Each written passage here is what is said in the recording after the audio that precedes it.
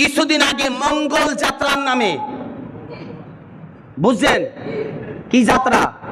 মঙ্গল শোভাযাত্রা। আপনারা মোবাইলে যারা চালান, শিক্ষিত সমাজ, খেয়াল করে বুঝুন, পায়ে হাত দিচ্ছি, আপনাদের সাথে আমার কোনো বিরোধ নাই, তর্ক নাই, আপনারা আমাকে যথেষ্ট ইজ্জত করেন, মোহাব্বত করেন, আমি বুঝাতে চাচ্ছি।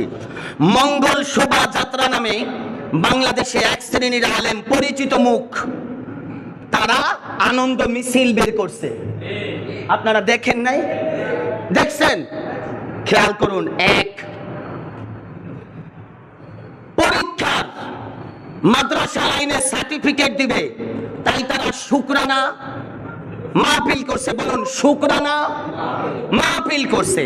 খেয়াল করুন। দুই, বাংলাদেশের প্রসিদ্ধ আলেম জেলখানায় বন্দী হয়েছে, জেলখানা থেকে যেদিন মুক্তি পেয়েছে, ভিআইপি গাড়ির ছাদ খুলে ছাদের ভিতর দিয়ে কল্লা জাগায়া ফুল ছিটাইয়া গোটা রাজপ্রাসাদের ডানে বামে রাস্তার আনন্দ মিছিল করেছে, মিষ্টি বিতরণ করেছে। বলছে আমাদের ঈদের দিন। কেন?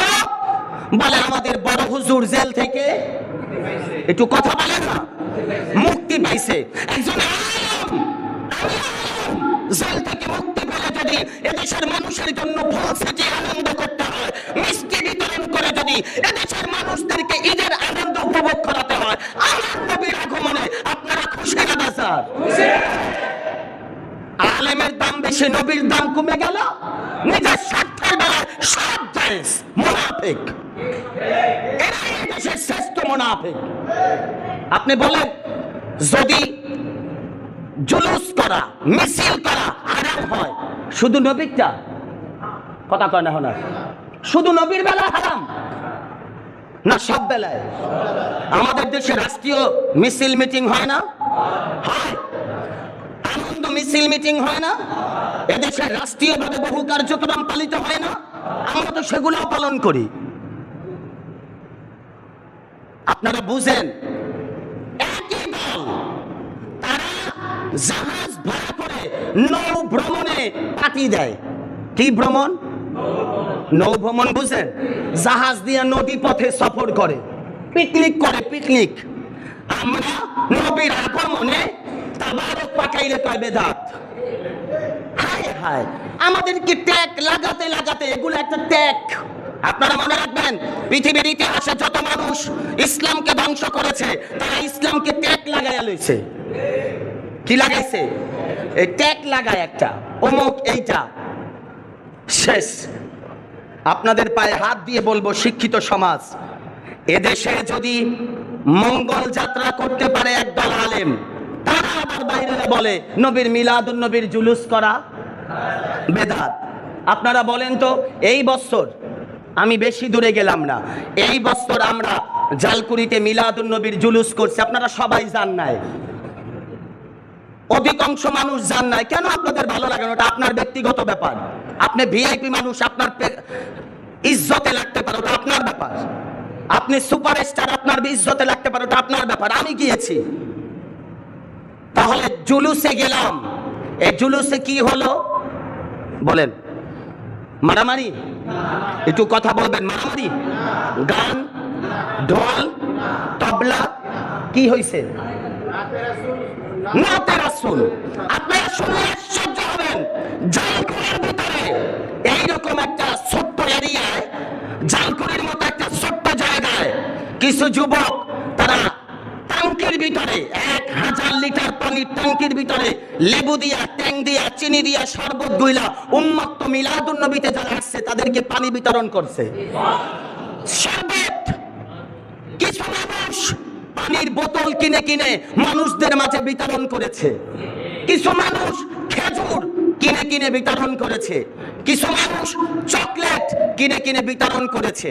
কিছু মানুষ ছোট বাচ্চাদেরকে টাকা বিতরণ করছে। কিছু মানুষ কপালের বেশ বিতরণ করছে। কিছু মানুষ গেঞ্জি বিতরণ করছে, বিরিয়ানি বিতরণ করছে, জালকুড়ির মতো জায়গায়। একটু সুবহানাল্লাহ বলবেন না? আমি আপনাদেরকে বুঝাতে চাই, আপনি যদি ইসলাম পরিপন্থী কোনো কাজের সাথে লিপ্ত না থাকেন, ইসলাম পরিপন্থী, ইসলাম বিরোধী, সে কাজটা আপনি হালাল হবে না হারাম? বলেন, বলেন। কোথায় আছি আমরা? কোথায় আছি আমরা? কি শিখছি আমরা? কি বুঝাচ্ছি মানুষদেরকে? সম্মানিত হাজিরিন, এগুলো বলার উদ্দেশ্য হলো, আমরা করলে রাসূল আরবের আগমনে সেটা বেদাত হবে কেন? বেদাত হলে সব বেদাত হবে। কথা বলেন, নবীর আগমনের পরে যা কিছু আয়োজন করে করা হয় সবের নিয়ত, এটা যদি বেদাত হয়, তাদের উদ্দেশ্য বলা, সব বেদাত হবে। আমাদের মাহফিল খালি বেদাত, তাদের খতমে বুখারীর মাহফিল হয়, শুকরানা মাহফিল হয়, কত মাহফিল হয়, সব জায়েজ। খালি আমাদের নবীর আগমনে মিলাদুন নবীর মাহফিল করলি কেন? এত সুলকানি কে তোমাদের? মনে রাখবেন, যে জায়গায় নবীর দুশ্মনরা বেশি চুলকাইবে, ওই জায়গায় নবীর শান বেশি গাইবেন, চুলকানি বন্ধ হয়ে যাবে। এর চাইতে বড় ঔষধ আর পৃথিবীতে নাই। যেখানে নবীর বিরুদ্ধে বাধা দিবে সেখানে আবু বকর দাঁড়াবে, যেখানে নবীর বিরুদ্ধে বাধা দিবে আবু জাহেল সেখানে আবু বকর দাঁড়াবে, যেখানে উতবা দাঁড়াবে সেখানে উমর দাঁড়াবে, যেখানে সাইবা দাঁড়াবে সেখানে হযরত উসমান গনি দাঁড়াবে, যেখানে উতবা, সাইবা, আবু লাহাব, মুগীরা, ওয়ালিদ এরা দাঁড়াবে, তখন আল্লাহর হাবিবের জামাতা শেরে খোদা আলী দাঁড়িয়ে যাবে। সম্মানিত হাজিরিন, আপনাদের কাছে অনুরোধ করব, কারো বিভ্রান্তি কথায় ঈমান থেকে দূরে সরে যাবেন না, নবীর মুহাব্বত থেকে দূরে সরা যাবে।